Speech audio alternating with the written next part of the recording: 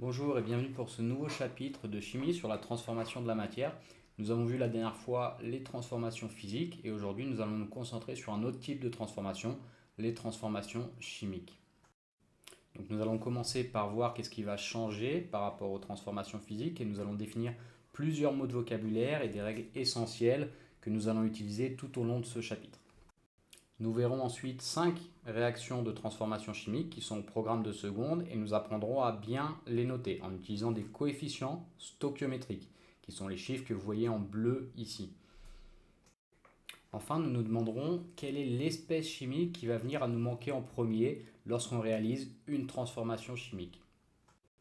Et pour terminer, nous parlerons très rapidement de l'aspect énergétique, comme pour les transformations physiques. Lors des transformations chimiques, il y a des transferts thermiques qui vont s'effectuer. Donc dans le chapitre précédent, nous avions vu que pour les transformations physiques, ce qu'il va changer, c'est l'agencement des molécules. Les molécules d'eau, elles vont s'organiser, s'ordonner lorsque l'eau liquide va se transformer en glace. Au contraire, lorsque la glace va se transformer en eau liquide, les molécules vont se désorganiser et se mettre en mouvement. Mais quel que soit l'état physique de l'eau, les molécules elles vont rester intactes. Pour les molécules d'eau, quel que soit l'état physique de l'eau, une molécule est toujours formée de 2 atomes d'hydrogène et d'un atome d'oxygène.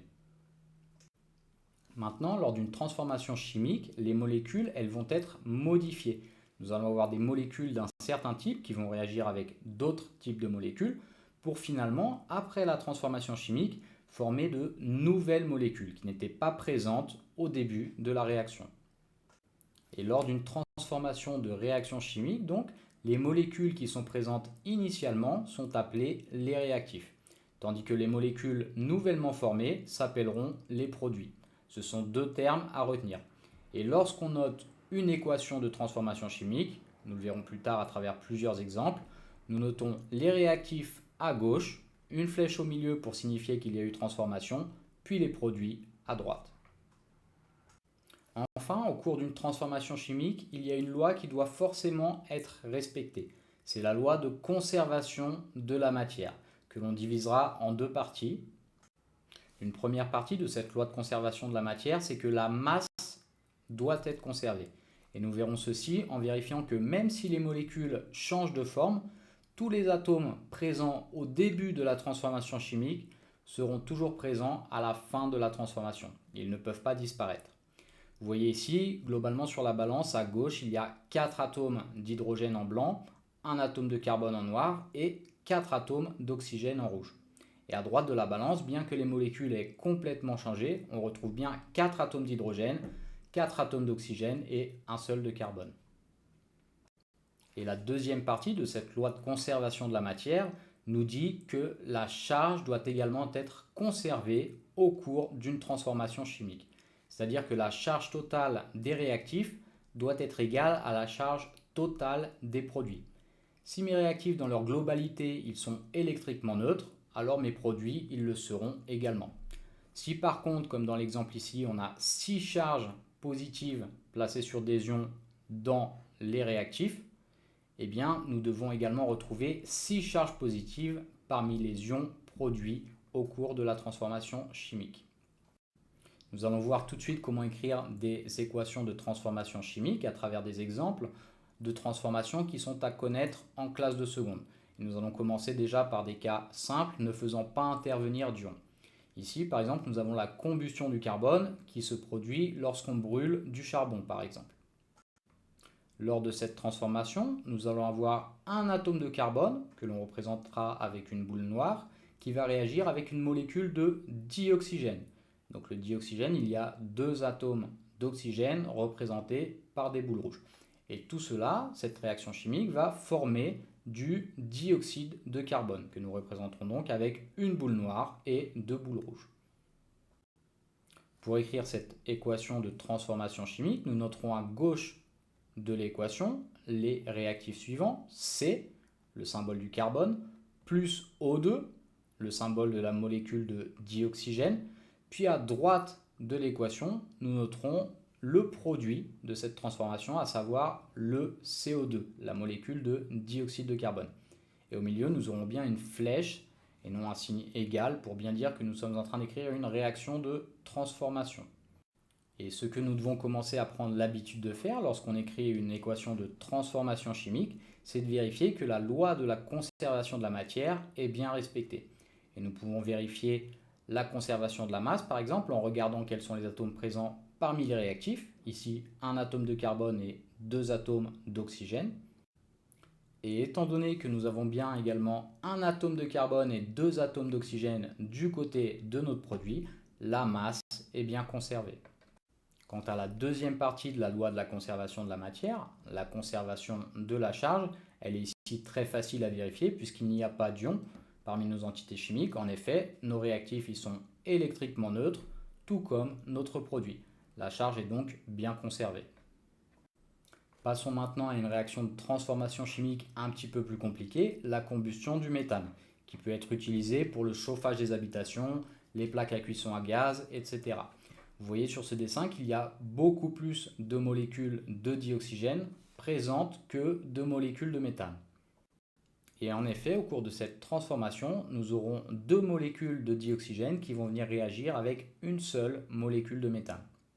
La molécule de méthane que vous voyez ici, elle est représentée donc avec une boule noire pour le carbone et 4 boules blanches pour les atomes d'hydrogène qui la constituent. Ensuite, après la réaction, on va voir que les produits de cette réaction sont une molécule de dioxyde de carbone et 2 molécules d'eau, que vous connaissez déjà.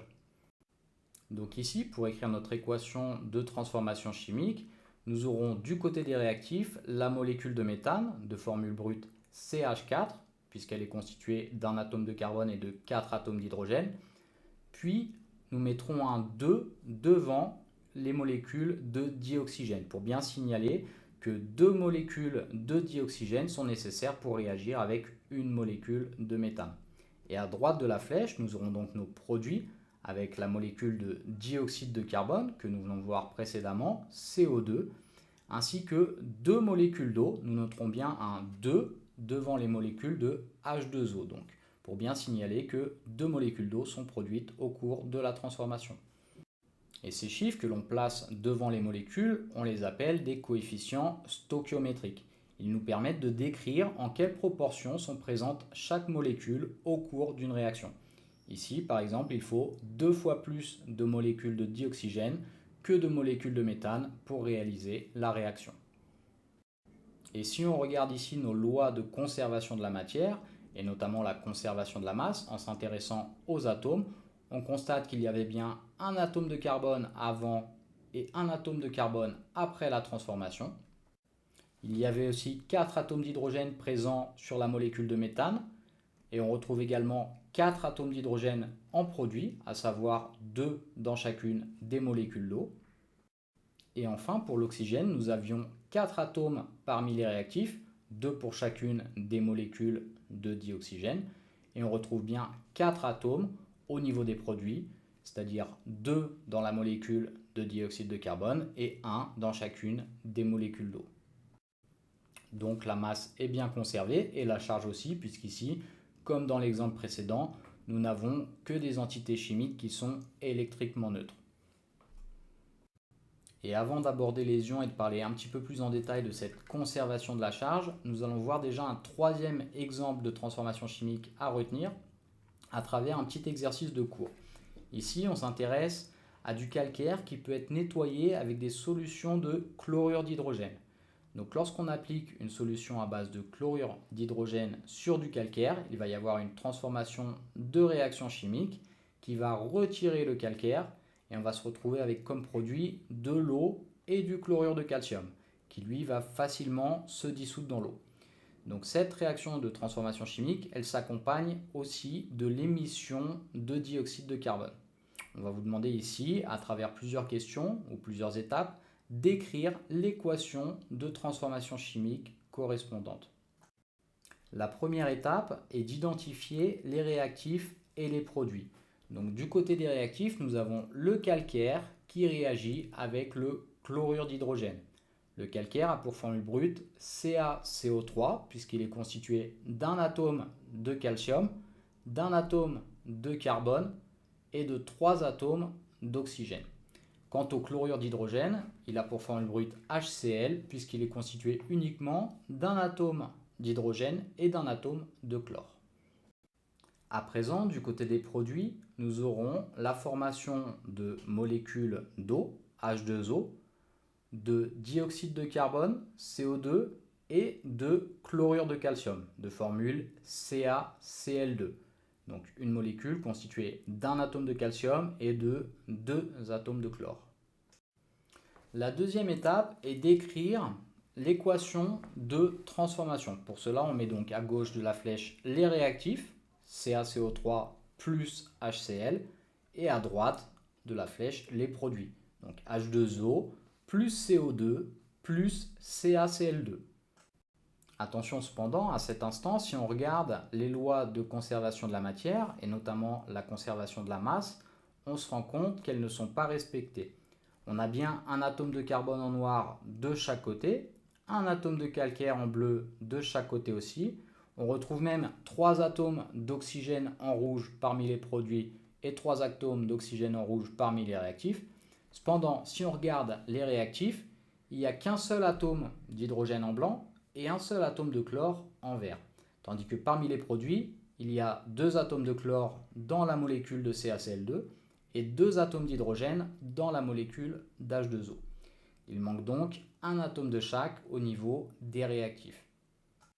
Et c'est pour cela que lors d'une troisième étape, on nous demande d'ajuster l'équation de transformation chimique. Donc toujours la troisième étape, ce sera de mettre les bons coefficients stoichiométriques pour que l'équation soit équilibrée et que les lois de conservation de la matière soient bien respectées. Ici, en l'occurrence, on ajoute un 2 devant la molécule de HCl, ce qui nous permet d'avoir exactement le même nombre d'atomes au début et à la fin de la transformation. Il faut en réalité, pour que cette réaction de transformation s'effectue, que 2 molécules de chlorure d'hydrogène réagissent avec une seule molécule de calcaire. Nous allons continuer à méthodiquement répéter ces 3 étapes en voyant une 4e réaction de transformation chimique. Et cette fois-ci, on va avoir des ions qui vont intervenir, donc des entités chimiques qui ne sont pas électriquement neutres, comme vous le savez. Il faudra donc, en plus de vérifier la conservation de la masse, bien regarder qu'il y a la conservation de la charge qui est respectée. Nous parlerons ici de la corrosion d'un métal, le zinc, qui en contact avec l'acide H3O+, va produire des ions Zn2+, qui représenteront donc notre métal oxydé, ainsi que de l'eau et de l'hydrogène. Commençons tout de suite par bien identifier les réactifs en lisant bien l'énoncé. Nous avons ici du zinc qui réagit avec des ions hydronium. Nous pourrons représenter les atomes de zinc par une boule marron, ainsi que les atomes d'oxygène et d'hydrogène avec des boules rouges et blanches comme d'habitude. Mais n'oublions pas ici que l'ion H3O+, donc l'ion hydronium, est un ion qui possède une charge positive. Quant au produit de cette transformation chimique, nous aurons des ions Zn2+, que nous pouvons toujours représenter avec une boule marron, mais n'oublions pas que cette fois, nous avons une entité chimique avec 2 charges positives. Rajoutons donc 2 petites plus dans la boule marron. Nous avons également comme produit de cette réaction du dihydrogène, donc de formule brute H2, ainsi que de l'eau H2O. Dans une deuxième étape, nous allons écrire l'équation de transformation en mettant à gauche de la flèche les réactifs, Zn plus H3O+, et à droite de la flèche les produits, à savoir Zn2+, plus H2, plus H2O. Et à ce moment-là, notre équation ne respecte pas encore les lois de conservation de la matière. En effet, si on regarde parmi les réactifs, nous avons une seule charge positive, alors que parmi les produits, il y a déjà 2 charges positives. Donc la charge n'est pas conservée. Nous allons donc dans une troisième étape ajuster notre équation de transformation chimique en rajoutant des coefficients stoichiométriques pour que les lois de conservation de la matière soient respectées.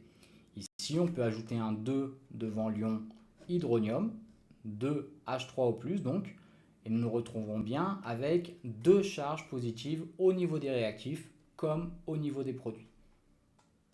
À ce moment-là, la charge est bien conservée puisqu'on avait 2 charges positives avant la réaction et on a toujours 2 charges positives après la réaction. Cependant, si on regarde ce qui se passe au niveau de la conservation de la masse, nous constatons que la conservation de la matière n'est pas encore respectée. En effet, si on a bien un atome de zinc de chaque côté, nous avons parmi les réactifs 2 oxygènes et 6 hydrogènes, tandis que parmi les produits, nous n'avons que 1 oxygène et 4 hydrogènes. Il manque donc un atome d'oxygène et 2 atomes d'hydrogène au niveau des produits. Et un atome d'oxygène avec 2 atomes d'hydrogène, c'est ce qu'on a dans une molécule d'eau. Il nous suffit donc de rajouter un 2 devant la molécule d'eau, H2O, pour que la réaction de transformation chimique respecte bien les lois de conservation de la matière. Notre équation, elle est finalement Zn plus 2H3O+, flèche, Zn2+, plus H2 plus 2H2O. Passons à un dernier exemple de transformation chimique qui de nouveau fait intervenir des ions. Parfois nous avons de l'eau acidifiée où sont en réalité présents des ions hydronium, H3O+, ainsi que des ions chlorure, Cl-, que l'on représentera ici avec une boule verte et un signe moins pour représenter la charge négative de cet ion. Et pour l'ion hydronium, on représentera un plus dans la boule d'hydrogène pour bien signifier que c'est un ion positif, donc un cation. Et nous allons en fait pouvoir purifier cette eau en réalisant une réaction de transformation chimique. Nous utiliserons pour cela des pastilles d'hydroxyde de sodium qui elles sont composées d'ions Na+, que l'on représentera en violet avec un petit signe plus, ainsi que d'ions OH-, que l'on représentera toujours avec une boule rouge pour l'oxygène, une boule blanche pour l'hydrogène et un signe moins pour la charge négative. Et suite à cette réaction, nous aurons retiré l'acidité de l'eau, caractérisée par la présence donc des ions H3O+. Nous récupérons comme produit de l'eau pure, donc des molécules d'H2O, ainsi que d'autres espèces chimiques, puisque vous vous rendez bien compte ici qu'il manque encore quelques produits pour satisfaire les lois de conservation de la matière. En effet, il va nous manquer un atome d'oxygène et 2 atomes d'hydrogène, ce qu'on peut facilement résoudre en ajoutant une molécule d'eau parmi les produits. Il nous manquera toujours des atomes de chlore et de sodium que nous ajouterons également au produit. Voilà finalement la représentation de la réaction complète où la masse est cette fois-ci bien conservée. Et on constate également que la charge est bien conservée puisque nous avions parmi nos réactifs un ensemble neutre avec la présence d'une charge positive sur les ions H3O+, et Na+, ce qui nous donnait 2 charges positives, et une charge négative sur les ions OH- et Cl-, ce qui nous donnait 2 charges négatives, donc un ensemble qui est bien électriquement neutre. Parmi les produits, on retrouve également une charge positive sur l'ion sodium et une négative sur l'ion chlorure, ce qui nous donne bien également un ensemble neutre. La conservation de la charge est donc à ce moment-là respectée. Finalement, qu'est-ce qui va se passer réellement au cours de cette réaction? Eh bien, ce sont juste les ions H3O+ et les ions OH- qui vont réagir ensemble pour former 2 molécules d'eau. Et quant aux ions Cl- qui étaient présents dans l'eau acidifiée et aux ions sodium qui eux étaient présents dans les pastilles d'hydroxyde de sodium, on constate qu'ils n'ont pas réagi. Donc lorsqu'on a des espèces chimiques qui sont présentes au cours d'une réaction mais qu'on les retrouve sans modification avant et après la transformation, on les appellera des espèces spectatrices. Et ici, puisque Cl- et Na+ sont des ions, on peut même les appeler des ions spectateurs. Nous avons donc vu finalement 5 réactions chimiques différentes.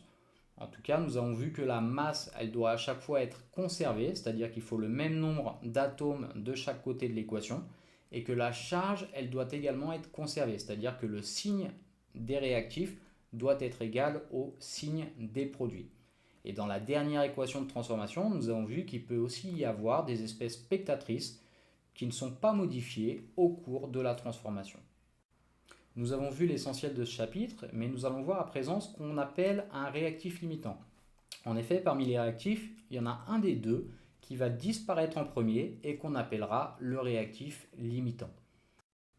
Si nous reprenons notre exemple de réaction de purification de l'eau, nous avions deux réactifs principaux qui étaient l'eau acidifiée, HCl, ainsi que les pastilles d'hydroxyde de sodium, NaOH. Dans cet exemple-là, où on veut purifier l'eau, si les pastilles d'hydroxyde de sodium disparaissent en premier, on aura toujours une eau qui sera légèrement acide à la fin. Alors, NaOH, nos pastilles d'hydroxyde de sodium, ce sera le réactif limitant. Et on dira que HCl, notre eau acidifiée, est le réactif en excès. Si par contre on arrive à retirer toute l'acidité de l'eau et qu'à la fin il nous reste des pastilles d'hydroxyde de sodium, alors ce sera HCl qui est notre réactif limitant et les pastilles d'hydroxyde de sodium, NaOH, seront elles en excès. Maintenant, le but des chimistes, ça va être de contrôler les réactions pour, dans ce cas de configuration, par exemple, ne pas gaspiller les pastilles d'hydroxyde de sodium. Si on réussit par exemple à purifier toute l'eau et que toutes les pastilles que l'on a fait réagir ont disparu, on dit que la réaction est totale. On peut aussi dire que les réactifs ont été introduits en proportion stoichiométrique. Donc en chimie, il va être possible de déterminer au cours d'une réaction de transformation chimique quel va être le réactif limitant et ainsi de pouvoir contrôler les réactions en quelque sorte. Pour ce faire, il va falloir connaître deux choses. La quantité de matière de chacun des réactifs qu'on veut faire réagir et les coefficients stoichiométriques de l'équation de transformation. La méthode pour ce faire, pour identifier donc un réactif qui pourrait être limitant, ça va être de calculer le rapport pour ce réactif entre sa quantité de matière initiale, Ni, et son coefficient stoichiométrique. Ensuite, nous regarderons lequel des réactifs possède la plus petite valeur obtenue pour ce rapport, et ce sera lui qui sera le réactif limitant. Voyons tout de suite ceci à travers un petit exemple. Admettons qu'on veuille faire réagir 3 fois 10-2 mol de cuivre avec 4 fois 10-2 mol d'ion H+.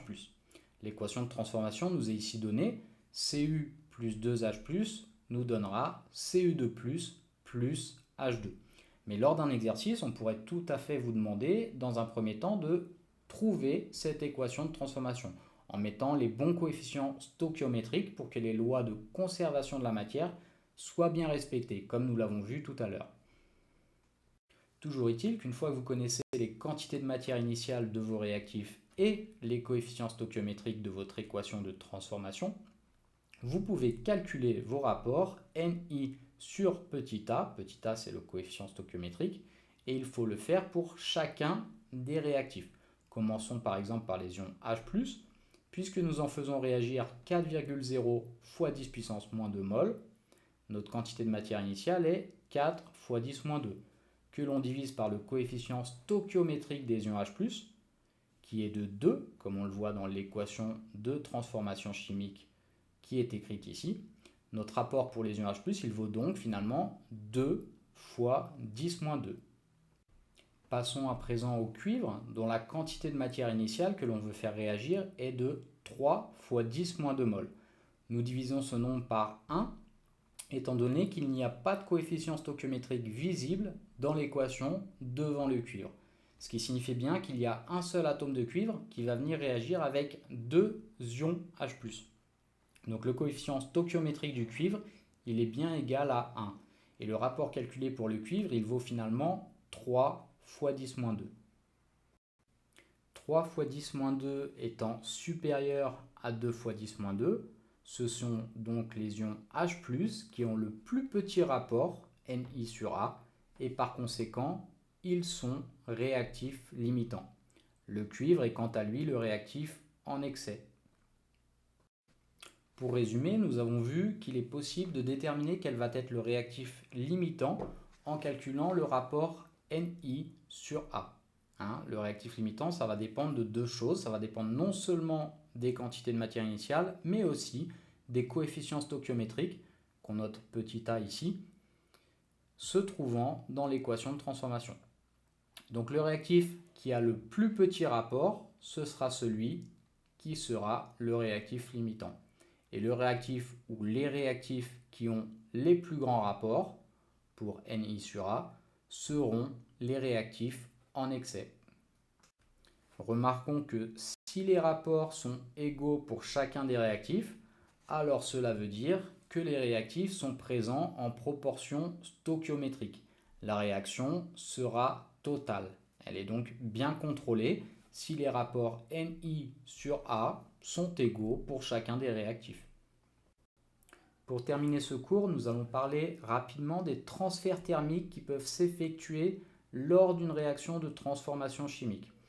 Généralement, au cours d'une transformation chimique, le système va libérer de la chaleur, ce qui va faire augmenter la température.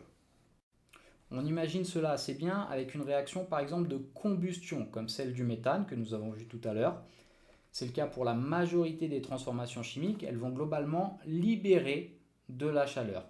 Et comme nous avons vu au chapitre précédent, lorsqu'un système libère de la chaleur vers le milieu extérieur, on dit que la réaction elle est exothermique. Mais il existe quelques réactions chimiques qui au contraire vont absorber la chaleur du milieu extérieur, qui du coup va se refroidir. Et comme au chapitre précédent, ces réactions qui absorbent de la chaleur, nous les appellerons les réactions endothermiques. C'est par exemple ce qui va se passer pour l'électrolyse de l'eau. Nous avons en fait besoin d'apporter de l'énergie thermique sous forme électrique pour pouvoir réaliser la réaction chimique de transformation. Cette réaction, elle consiste à transformer de l'eau en gaz, récupérant ainsi du dioxygène et du dihydrogène. Et étant donné que cette réaction absorbe de l'énergie, on dit qu'elle est endothermique. Voilà qui conclut notre chapitre sur les transformations chimiques, le deuxième type de transformation de la matière à voir en classe de seconde. Je vous invite à faire de nombreux exercices pour vous entraîner, notamment des exercices pour essayer d'équilibrer les équations de transformation.